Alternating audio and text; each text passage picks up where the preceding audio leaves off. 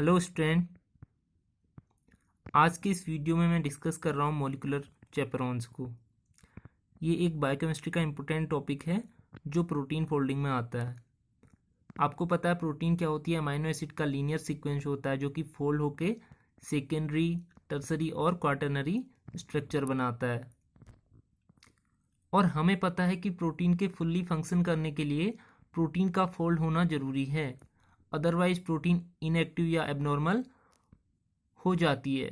तो protein folding एक ऐसी प्रोसेस है जिसके थ्रू प्रोटीन फंक्शनल होती है।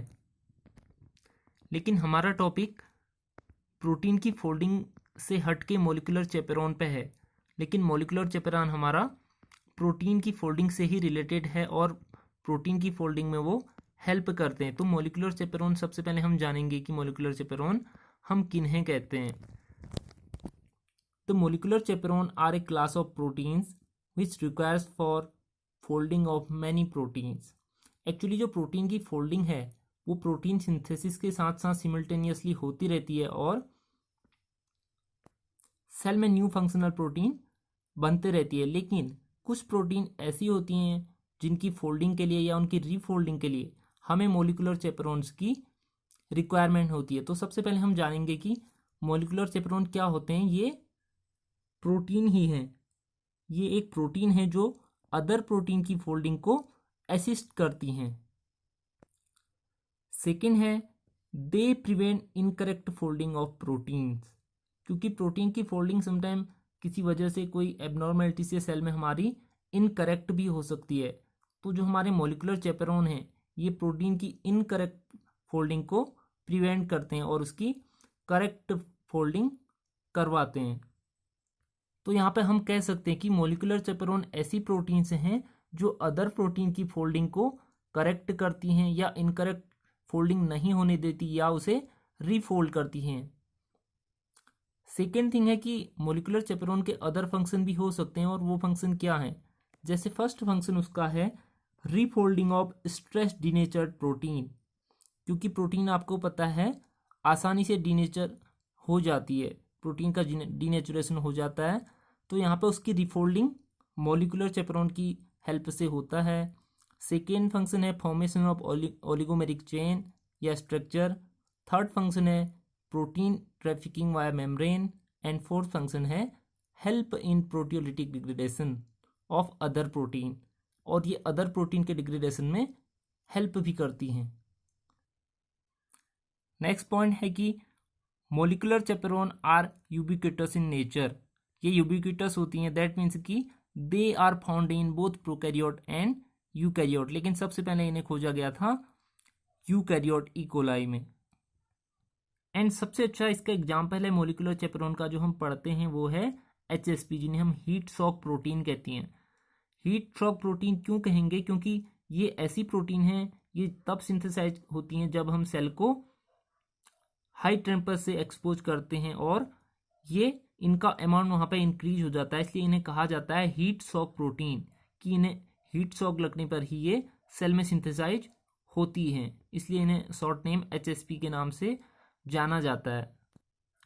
यहाँ पे हम टू इम्पोर्टेंट HSP फैमिलीज को डिस्कस करेंगे, HSP 70 family and HSP 60 family. HSP 60 को हम चैपेरोनिन के नाम से भी जानते हैं और ये दोनों HSP 70 and HSP 60 heat shock protein की टू मेजर क्लासेस हैं। दोनों फैमिलीज HSP 70 एंड HSP 60 अलग अलग फंक्शन करती हैं, या हम कह सकते हैं अलग अलग तरीके से प्रोटीन की फोल्डिंग को असिस्ट करती हैं। सबसे पहले हम पढ़ेंगे HSP 70 फैमिली के बारे में। जो HSP 70 फैमिली है, यहाँ पे हमें याद रखना है कि they act early in life of protein. ये प्रोटीन की अर्ली लाइफ में जब प्रोटीन बन रही होती है, before the protein leave ribosome. मैंने यहाँ पे लिखा है कि जब प्रोटीन सीक्वेंस, जब लीनियर अमाइनो एसिड का सीक्वेंस राइबोसोम से अटैच ही रहता है प्रोटीन सिंथेसिस के टाइम पे, HSP 70 प्रोटीन वहाँ पे इनकी फोल्डिंग को असिस्ट करती हैं। क्योंकि कई बार एग्जाम में HSP 70 एंड HSP 60 का डिफरेंस पूछा जाता है कि HSP 70 के क्या करेक्टर हैं या HSP 60 के क्या करेक्टर हैं और ये किस तरीके से डिफरेंट अलग अलग फंक्शन करते हैं। दूसरा है कि HSP70 फैमिली के जितने भी मेंबर हैं वो कैसे वर्क करते हैं।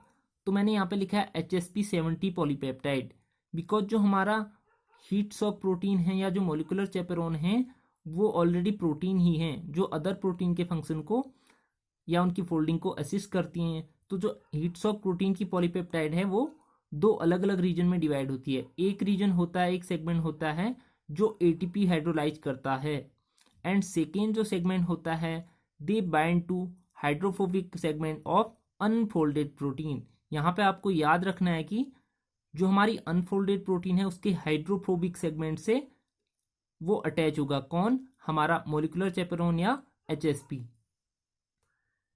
तीसरी इंपॉर्टेंट बात है कि इसके मेंबर कौन कौन से हैं। फर्स्ट है HSP70, HSC70, HSP40 और ग्रुप E GRPE। जो HSP70 है वो जब सेल को हीट लगती है, स्ट्रेस कंडीशन आती है तभी इंड्यूस होता है उनकी सिंथेसिस। लेकिन जो HSC70 है, यहाँ पे HSC क्यों लिखा है? क्योंकि इसका मतलब है कॉन्स्टिट्यूटिव या कॉन्स्टिट्यूटिवली एक्सप्रेस होती है सेल में heat of constitutively express protein. यहाँ पर इसका मतलब है HSC का मतलब ये बिना स्ट्रेस के या बिना हीट के भी सेल में कंटिन्यूसली सिंथेसाइज होती है। नेक्स्ट पॉइंट है कि HSP70 रेगुलेटेड बाय HSP40। जो HSP70 और HSP40 हैं, यहाँ पे HSP70 को कौन रेगुलेट करता है? उसकी साइकिल को या उसकी सिंथेसिस जहाँ पे होती है उसे HSP70 HSP40 रेगुलेट करता है। एंड ये सारी प्रोसेस हमारी ATP डिपेंडेंट होती है। यहाँ पे ATP की हाइड्रोलिसिस होती है। दूसरी फैमिली जो हमारी है वो है HSP60 family.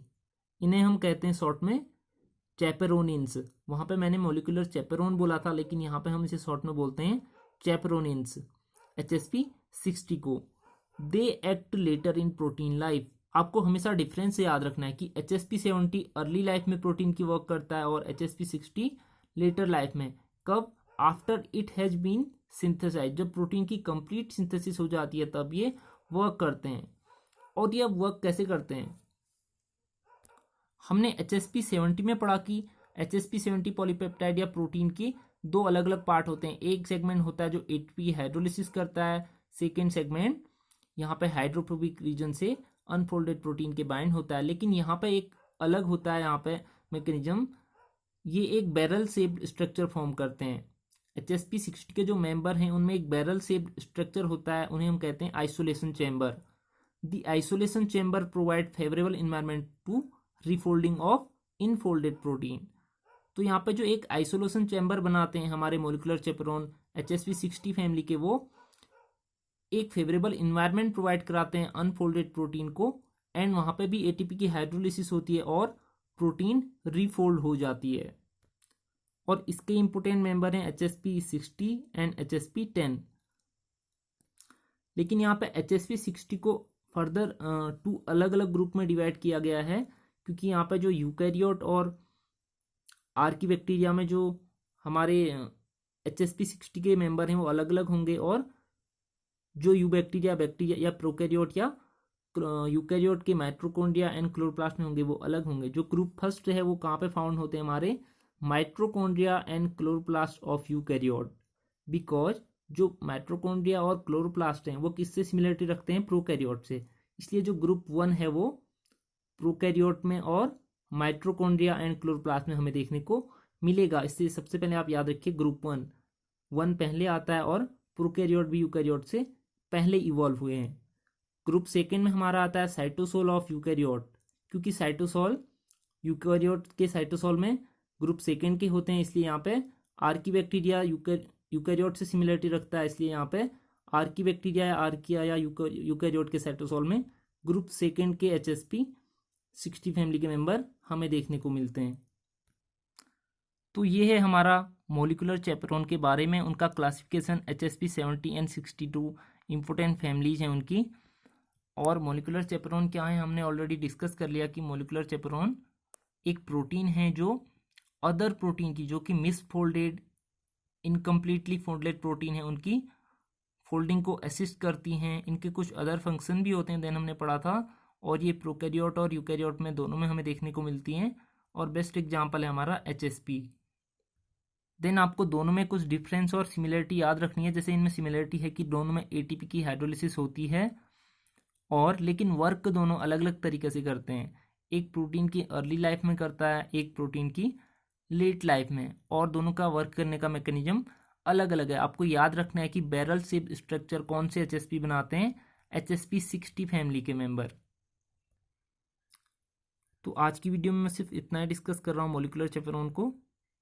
Thanks for watching this video.